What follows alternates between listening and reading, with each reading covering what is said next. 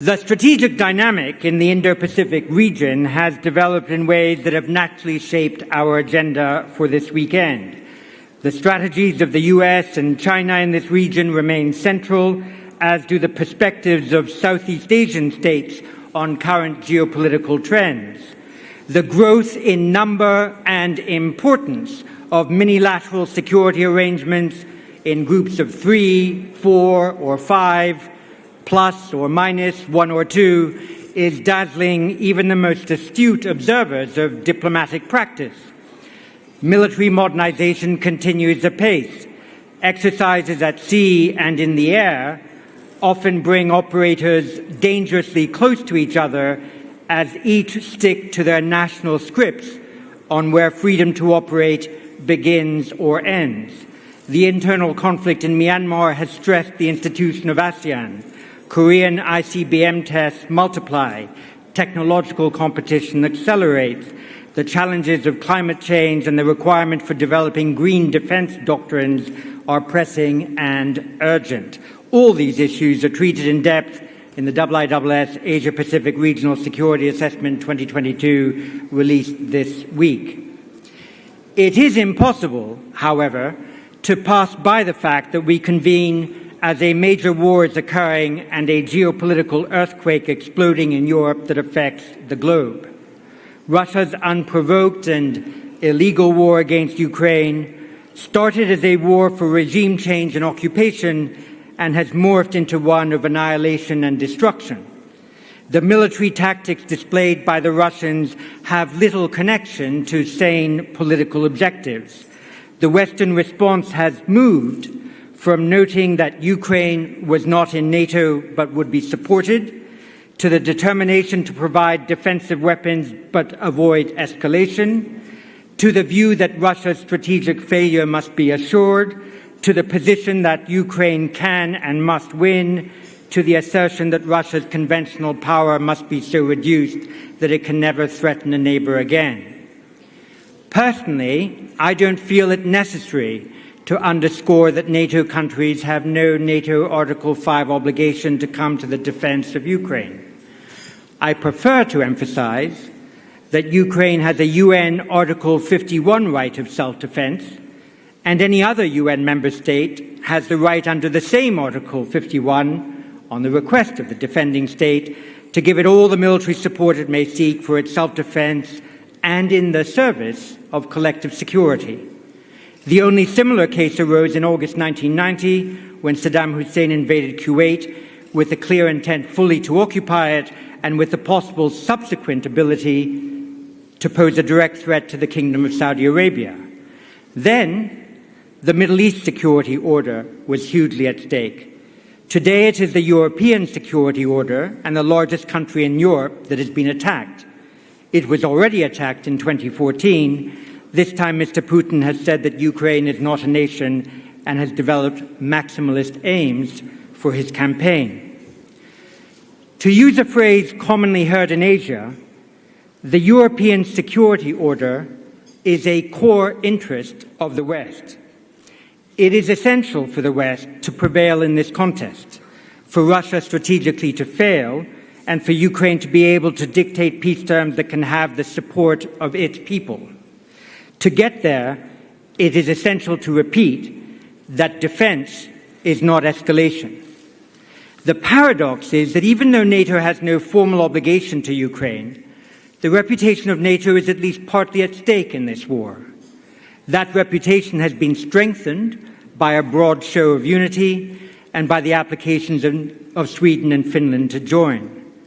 Germany has pledged an additional 100 billion euros to defense, and it said it would move at pace to spend 2% of GDP on defense. It will still take some time for Germany to adapt its strategic culture to this cash infusion. As NATO moves towards its summit in Madrid later this month, the Russian war will require thinking afresh the principles of preemptive action, flexible response, escalation dominance, and intra-war deterrence that must underpin a revised NATO strategic concept. Given the nature of contemporary warfare, the relationship between Articles 4 and 5 of the NATO Treaty might also require reassessment. For many countries in Asia and the Middle East, this war has raised questions about their alignments and hedging strategies. It is natural that countries engage in strategic hedging. There are few truly cast-iron guarantees in security. Some independence and autonomy of action is preferred by most states. Strategic self-determination may mean that interests do not always align with the same security partner. It is better to have many friends than only a few. Multi-alignment has its attractions. But strategic hedging, rather like its financial equivalent, requires active portfolio management. Russia's strategic currency is now in freefall. It is perhaps not prudent to be too long Russia, again to use the financial markets term.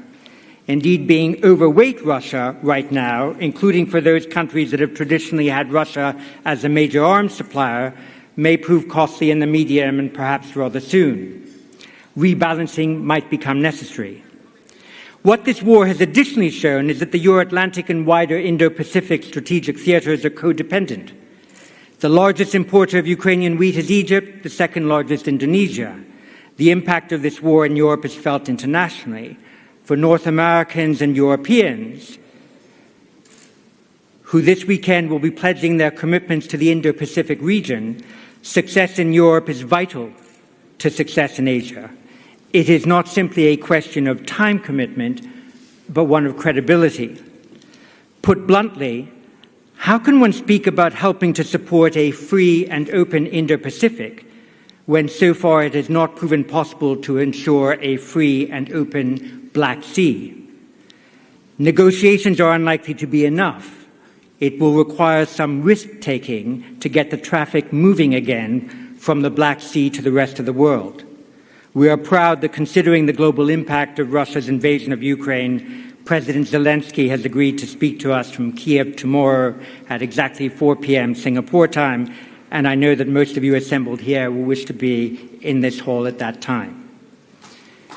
Against that background, it is a great honor to introduce the keynote speaker for the 19th Shangri-La Dialogue. We have someone who can speak with unique authority on the links between European and Asian security. Prime Minister Kishida of Japan became head of government, having had a long period of success as Japan's foreign minister.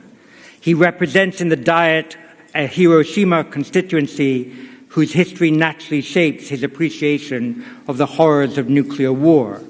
Hiroshima will play host to the 2023 G7 summit that Japan will chair. As Prime Minister, he has developed his ideas on new capitalism and has been especially active on questions of international relations and strategy.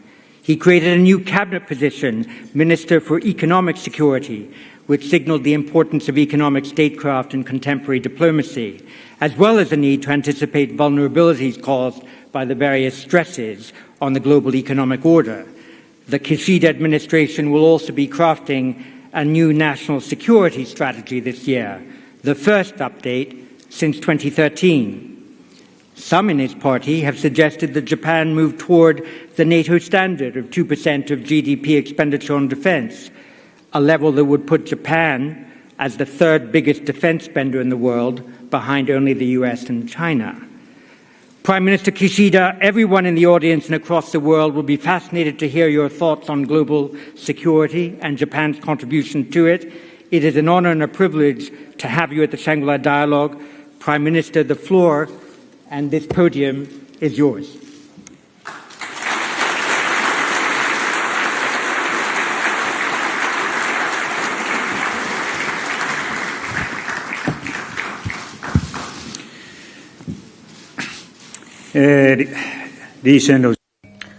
Prime Minister Lee Hsien Loong, Dr. John Chipman, distinguished guests. It is my great honor to deliver this keynote address at the Shangri-La Dialogue, a conference of long history held in high esteem.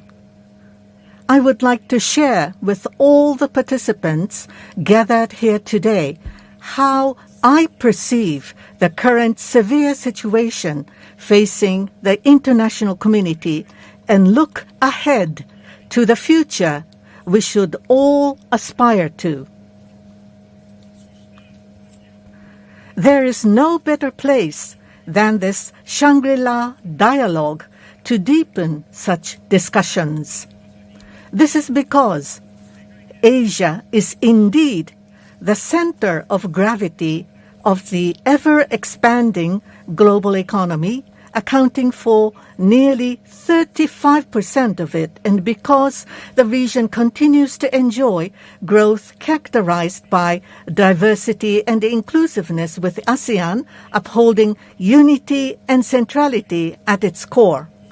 With the very foundations of the international order being shaken by Russia's aggression against Ukraine, the international community now stands at a historic crossroads.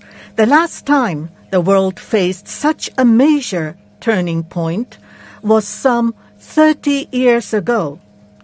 That was around the time that the Cold War, a period when the world was divided into two camps and people were afraid that the two sides' cold antagonism might heat up again. The Cold War came to an end and the post-Cold War era began. In an address to the Japanese Diet, Prime Minister Kiichi Miyazawa, who went before me as both a fellow legislator from Hiroshima and the leader of the Kochikai, the policy group I belong to, characterized the post-Cold War era as the start of an era of building a new order for global peace. In his speech to the Japanese parliament, squarely addressing the reality that Japan was called upon to play a greater international role in the security arena. Miyazawa, after an extensive debate in Japan, managed to get the Peacekeeping Operations Cooperation Act passed, and he deployed Japan's self-defense forces to Cambodia based on this act. With some 30 years having passed since Miyazawa's time, in what kind of era are we now living? Since the pandemic broke out, the world has become even more uncertain. Amidst continuing economic disruption, we have come to recognize the importance of reliable and secure supply chains. Then, as the world was still recovering from the pandemic, Russia's aggression against Ukraine occurred. No country or region in the world can shrug this off as someone else's problem. It is a situation that shakes the very foundations of the international order, which every country and individual gathered here today should regard as their own affair. In the South China Sea, are the rules really being honored? Neither international law, in particular, the United Nations Convention on the Law of the Sea, to which all relevant countries agreed after years of dialogue and efforts, nor the award rendered by the arbitral tribunal under this convention is being complied with. In the East China Sea, where Japan is located, unilateral attempts to change the status quo by force in violation of international law are continuing. Japan is taking a firm stand against such attempts. Peace and stability across the Taiwan Strait, which is located between these two seas, is also of extreme importance.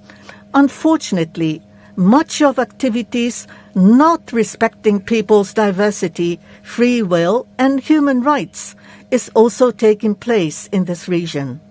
Furthermore, since the beginning of this year, North Korea has repeatedly launched ballistic missiles, including a new type of ICBM with unprecedented frequency and in new ways. As such, North Korea is strengthening its nuclear and missile activities in violation of UN Security Council resolutions, posing a clear and serious challenge to the international community. It is deeply regrettable that the recently proposed Security Council resolution was not adopted as a result of the exercise of the veto.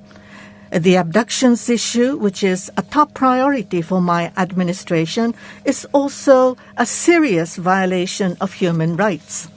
At the root of all these problems is a situation in which confidence in the universal rules that govern international relations is being shaken. This is the essential and most serious underlying problem. Can the rule-based international order we have built through hard work, dialogue, and consensus be upheld and the march of peace and prosperity continue?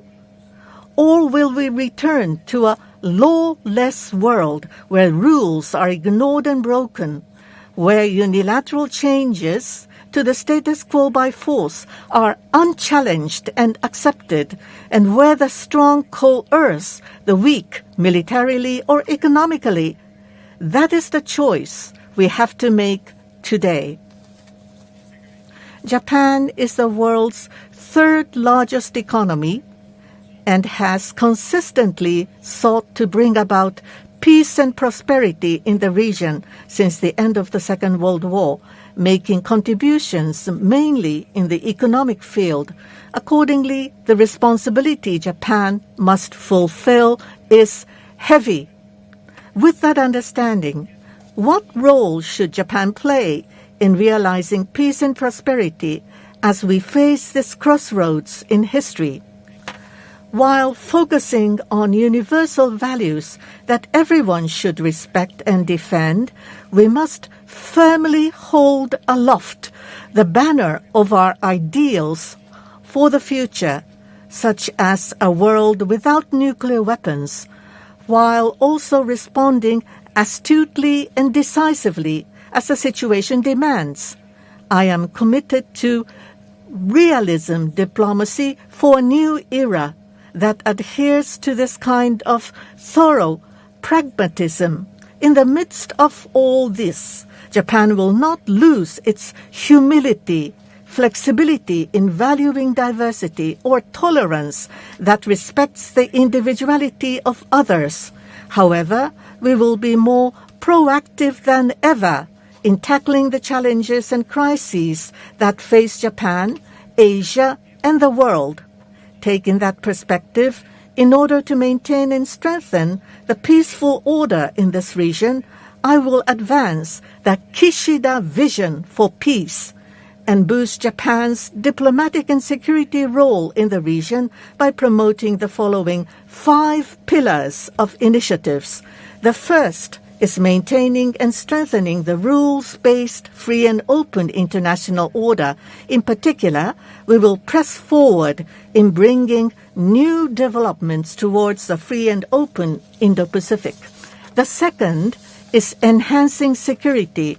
We will advance the fundamental reinforcement of Japan's defense capabilities in tandem with reinforcing the Japan-US alliance and strengthening our security cooperation with other like-minded countries. The third is promoting realistic efforts to bring about a world without nuclear weapons. The fourth is strengthening the functions of the United Nations, including UN Security Council reform.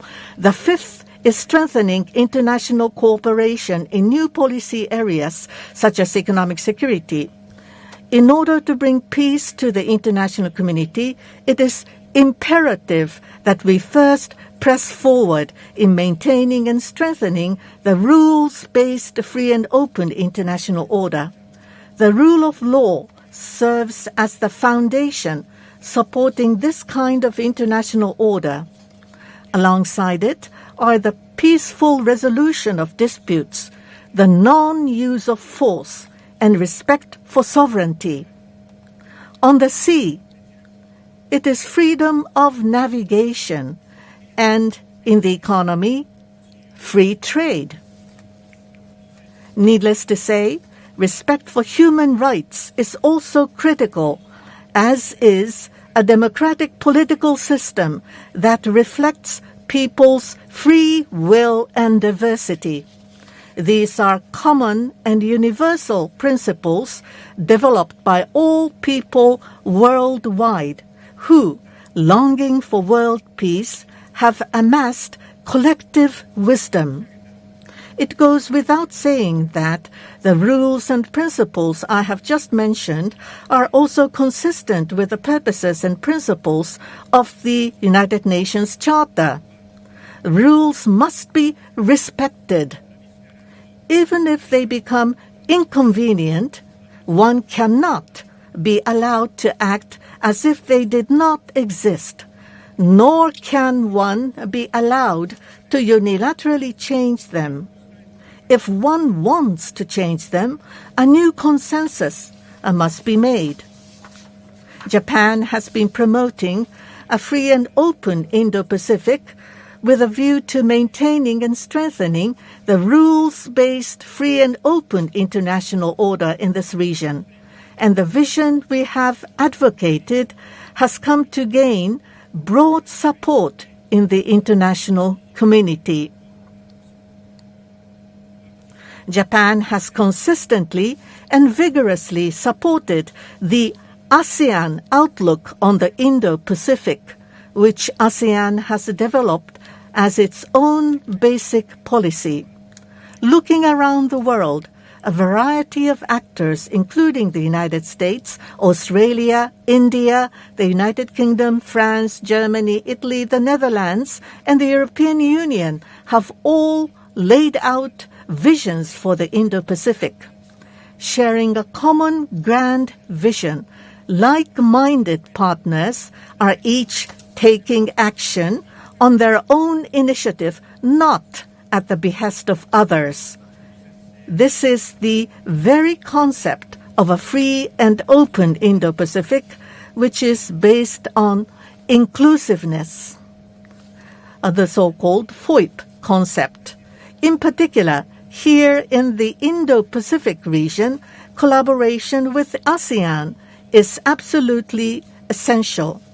After assuming the post of Prime Minister, I first visited Cambodia, which holds this year's ASEAN chairmanship.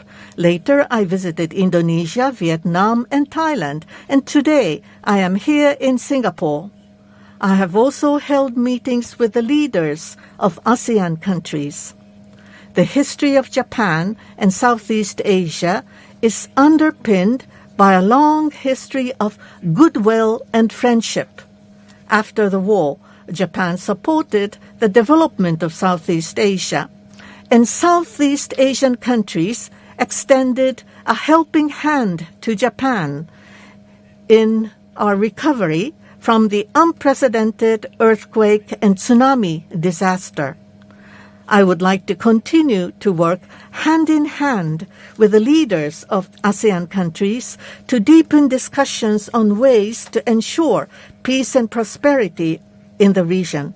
Along with ASEAN countries, Pacific Island countries are also important partners for the realization of FOIP, or Free and Open Indo-Pacific. We will contribute to strengthening the foundation for their sustainable and resilient economic development, including addressing the existential challenge of climate change. We have provided timely assistance in response to recent changes in the security environment, such as laying an undersea cable in East Micronesia in partnership with Australia and the United States, and we will work together with our Pacific Island partners to ensure a rules-based sustainable maritime order. Cooperation based on the FOIP, or the Free and Open Indo-Pacific, is cooperation built upon long-standing trust. It is not limited to hardware, such as infrastructure construction, but instead also focuses on supporting the development of local human resources, promoting autonomous and inclusive development, and fostering industry through public and private initiatives as potential investment partners. We have also supported efforts to strengthen ASEAN's connectivity. It is also necessary for like-minded countries to work together to increase the investment of resources in this region. In addition to the ASEAN and Pacific Island countries that I mentioned earlier, Japan, Australia, India, and the United States, also known as the Quad, is playing an important role in promoting a free and open Indo-Pacific. At the recent Quad leaders meeting in Tokyo, we confirmed that the Quad will seek to extend more than $50 billion of further infrastructure assistance and investment in the Indo-Pacific over the next 5 years, which will be essential in promoting productivity and prosperity in this region. I will further accelerate these efforts. We intend to enhance existing free and open Indo-Pacific cooperation by beefing up our diplomatic efforts, including by expanding our ODA or official development assistance, while engaging in an optimized, efficient, and strategic use of international cooperation through ODA.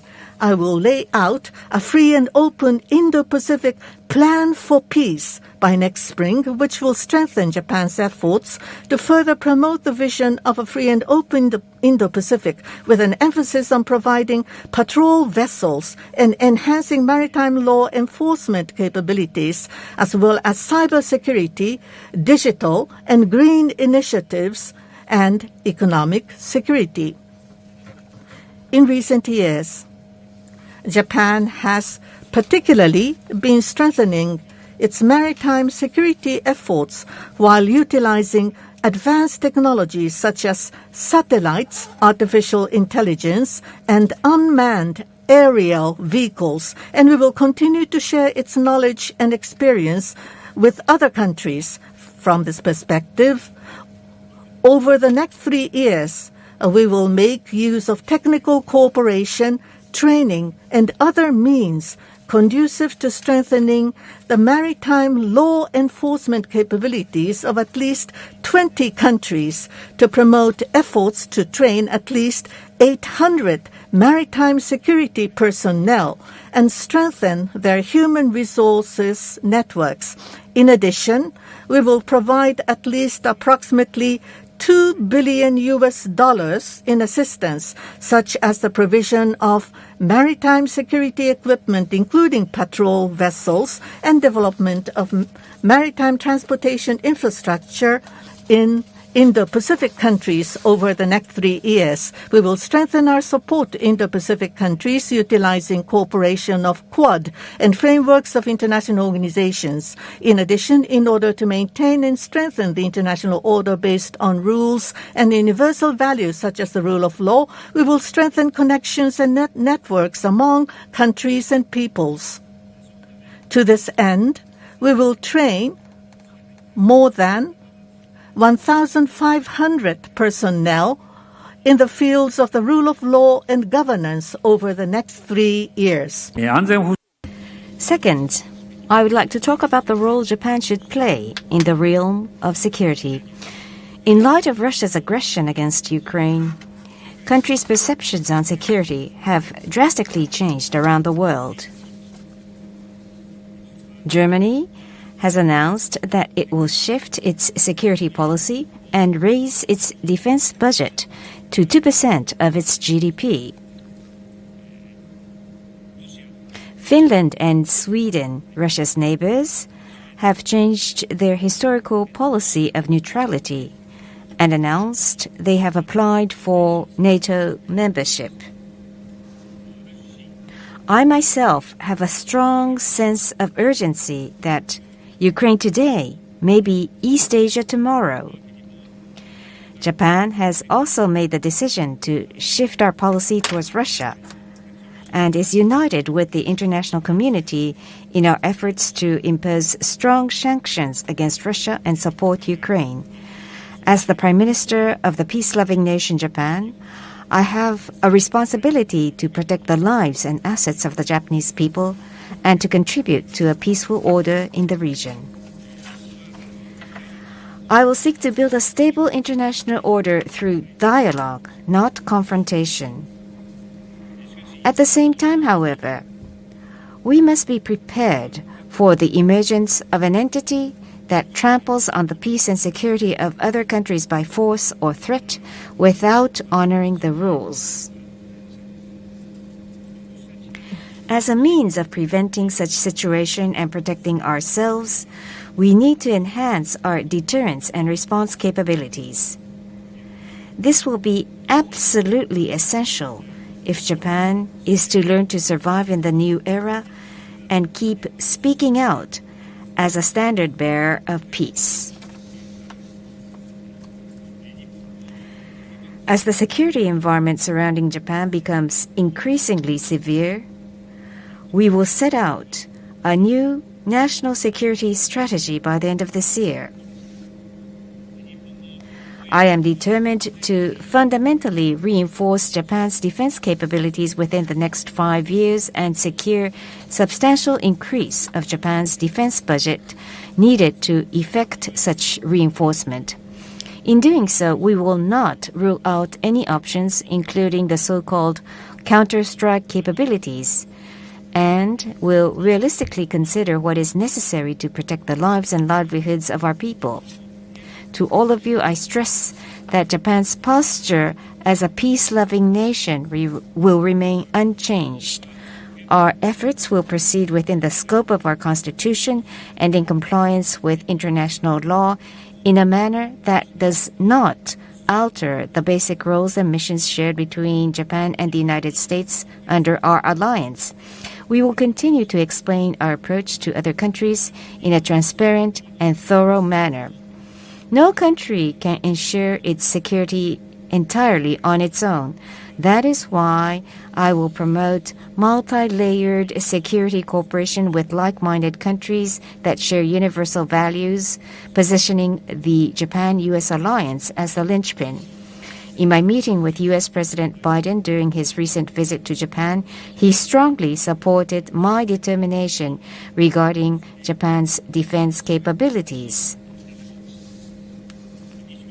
We were also in full agreement on expanding and deepening Japan-U.S. security and defense cooperation.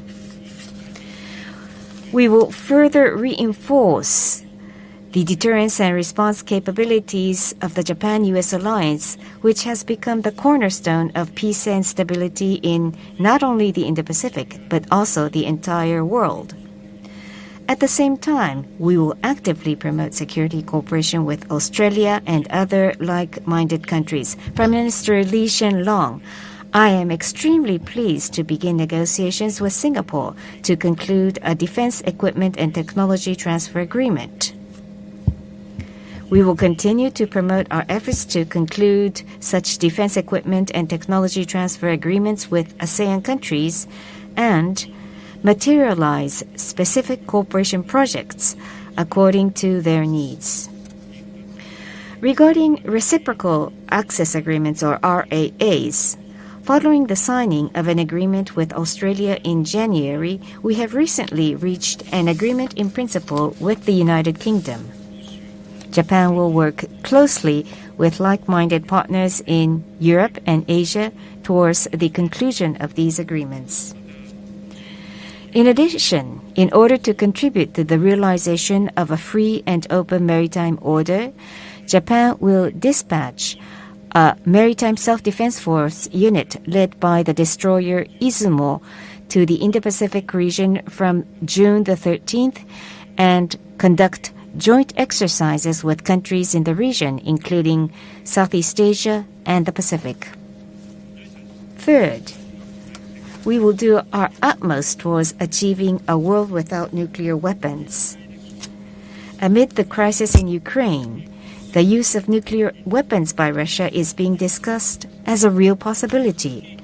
We must not repeat the scourge of nuclear weapons. The threat of nuclear weapons, let alone the use of them, should never be tolerated. As the Prime Minister of the only country that has suffered the devastation of atomic bombings, I strongly appeal for this. The ramifications of Russia's threat to use nuclear weapons are not limited to the threat itself.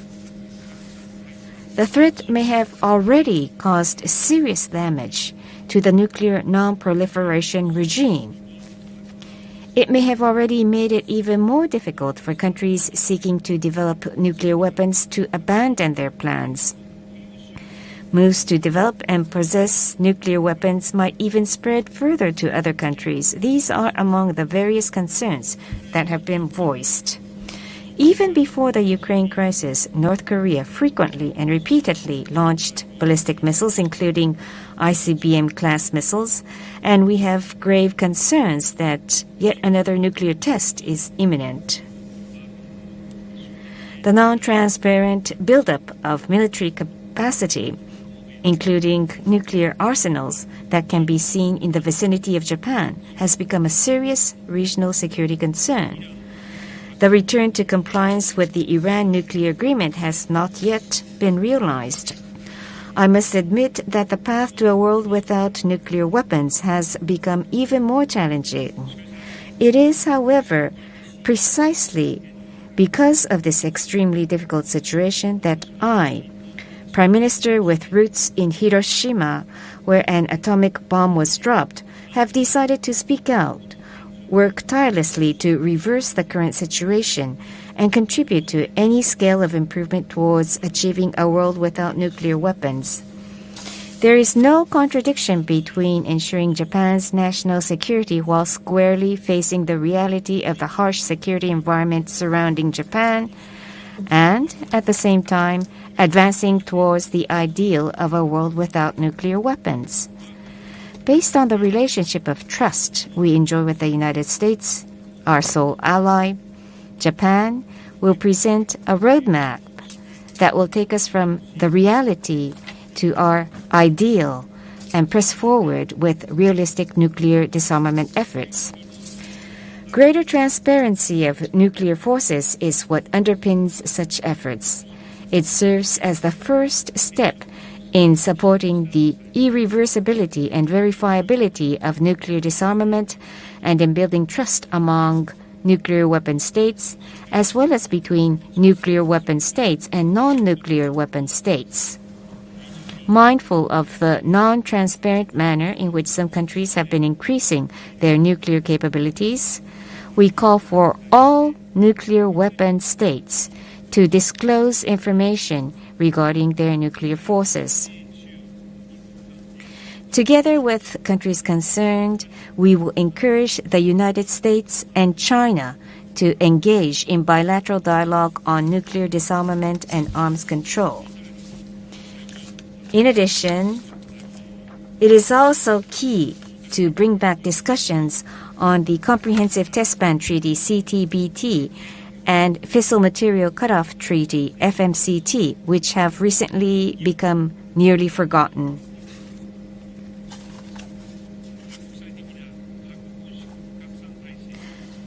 More than ever, we need to maintain and strengthen the NPT, the very cornerstone of the international nuclear disarmament and non-proliferation regime.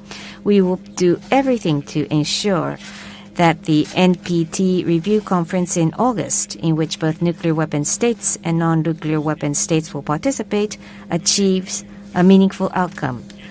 With the use of nuclear weapons now becoming a real possibility, reminding the world once again about the scourge and inhumanity of the use of nuclear weapons is vital. As the only country to have suffered the devastation of atomic bombings, Japan will seize every opportunity, including the upcoming conference on the humanitarian impact of nuclear weapons, to convey the stark realities of atomic bombings to the world. Further, with a view to further bolstering discussions taken by the group of eminent persons for substantive advancement of nuclear disarmament, which I established when I served as foreign minister, and to rekindle the momentum for international nuclear disarmament, we will establish the International Group of Eminent Persons for a World Without Nuclear Weapons. This group will enjoy the involvement of incumbent and former political leaders of various countries, and our plan is to hold its first meeting in Hiroshima this year. With regard to North Korea, working towards the complete denuclearization of North Korea in accordance with the UN Security Council resolutions, Japan, the United States, and the Republic of Korea will work closely together in the areas of regional security, deliberations at the United Nations, and diplomatic efforts. And Japan will further act in cooperation with the international community as a whole. Through each and every concrete effort, we will strive to move step by step towards a world without nuclear weapons. Fourth, no time can be lost in reforming the UN, which should serve as the guardian of peace. Russia, a permanent member of the UN Security Council, a body having primary responsibility for maintaining international peace and security, has engaged in an outrageous act that has shaken the very foundation of the international order, causing the UN to face a time of trial. Japan's stance of attaching importance to the United Nations remains unchanged. Since my time as foreign minister, I have been actively working towards the reform of the UN. Now, having assumed office as Prime Minister, I have taken advantage of summit-level diplomatic opportunities to hold discussions with leaders of various countries on ways to strengthen the functions of the United Nations. UN reform is not an easy task, given the complexity of the intertwined interests of various countries. But Japan, as a peace-loving nation, will lead discussions to strengthen the functions of the United Nations, including the reform of the Security Council. Japan will join the UN Security Council starting next year, and in the Security Council too, we will work tirelessly. At the same time, we will also seek a way forward for global governance that responds to the new challenges in the international community. Finally, I would like to discuss international cooperation in new policy areas such as economic security. In the midst of an unprecedented pandemic, the vulnerabilities of the global supply chain have come to the fore, exerting unjustifiable economic pressure on other countries to impose unilateral claims or intentionally disseminating disinformation can also never be accepted. The aggression against Ukraine has made us even more aware of the clear and urgent need to make our own economy more resilient, as it directly affects our everyday lives. Taking into account that the economy is directly linked to national security and that areas such as cybersecurity and digitalization are becoming increasingly important for national security, we will promote economic security initiatives to ensure the security of the nation and our people from an economic perspective. In Japan, to address this challenge, the Economic Security Promotion legislation was enacted under my leadership. However, Japan cannot go at this alone. International cooperation is essential, including within frameworks of like-minded countries such as the G7. Japan and ASEAN have long been building multi-layered supply chains. It is crucial that our public and private sectors continue to invest in maintaining and strengthening these supply chains. To this end, Japan will support more than 100 supply chain resilience projects over the next 5 years. In addition, once a country's status in the international community, including its economic development, has been elevated, that country should not only enjoy the benefits, but more importantly, it should also fulfill the responsibilities and obligations commensurate with that status. Economic cooperation and financing must be characterized by transparency, and they should lead to the long-term welfare of the people of the recipient country.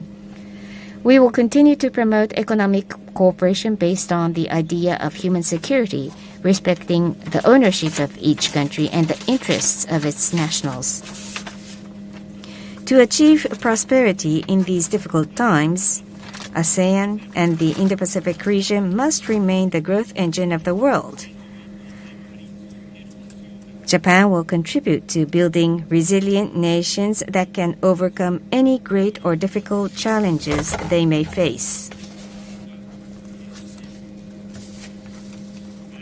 Ladies and gentlemen, I ask you to contemplate our future. The vision I have shared with you today, the vision of a rules-based, free and open international order, is one in which we all work together. We will elevate a free and open Indo-Pacific to the next stage. I firmly believe that if we do so, a future of peace and prosperity will surely await us, a bright and glorious world full of hope where there is trust and empathy shared amongst us. Thank you for your kind attention.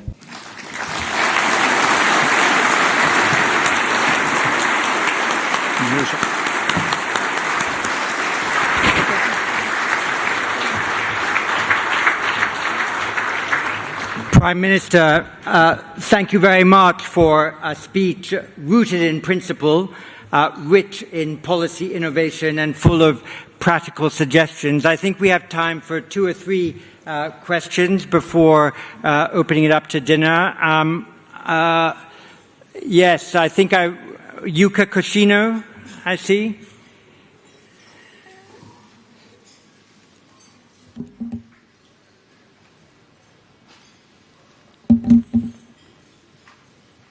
If the microphone were to move at pace, there we go. All right.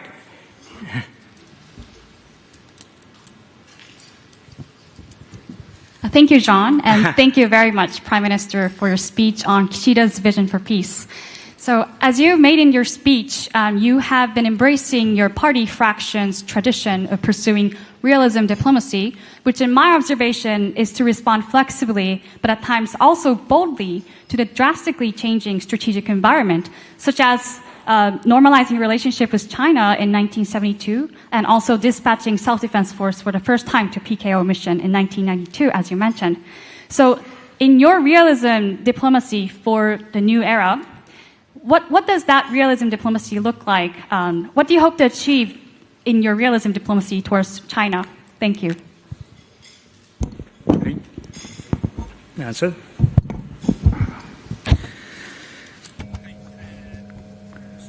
Thank you very much for the question. Now, Japan and China, the relationship between the two.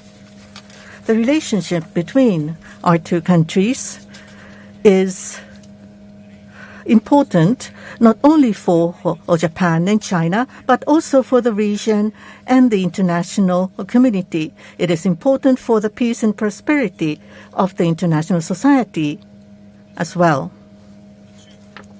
Now, between Japan and China, we assert and contend what needs to be contended, and we also strongly ask China to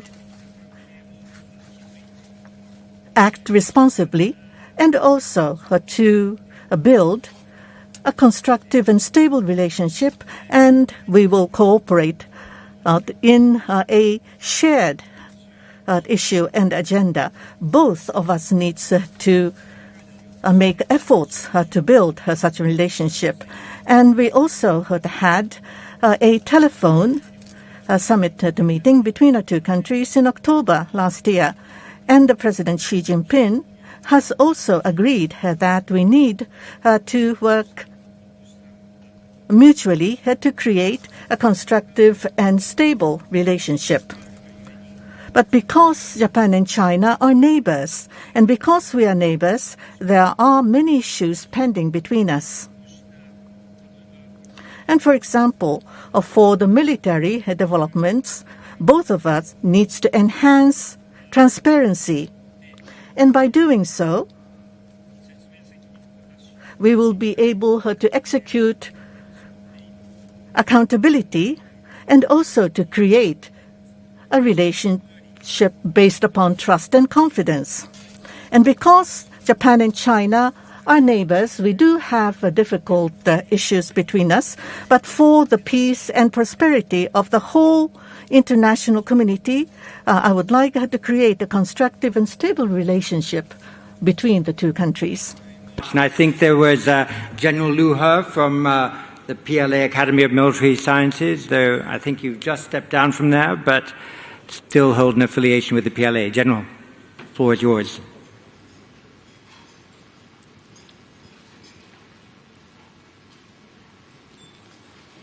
Standing up is a great technique to get a microphone towards you. Thank you very much. There you are.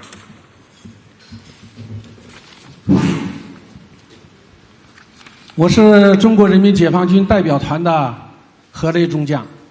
我首先感谢齐普曼博士给我这个提问的机会。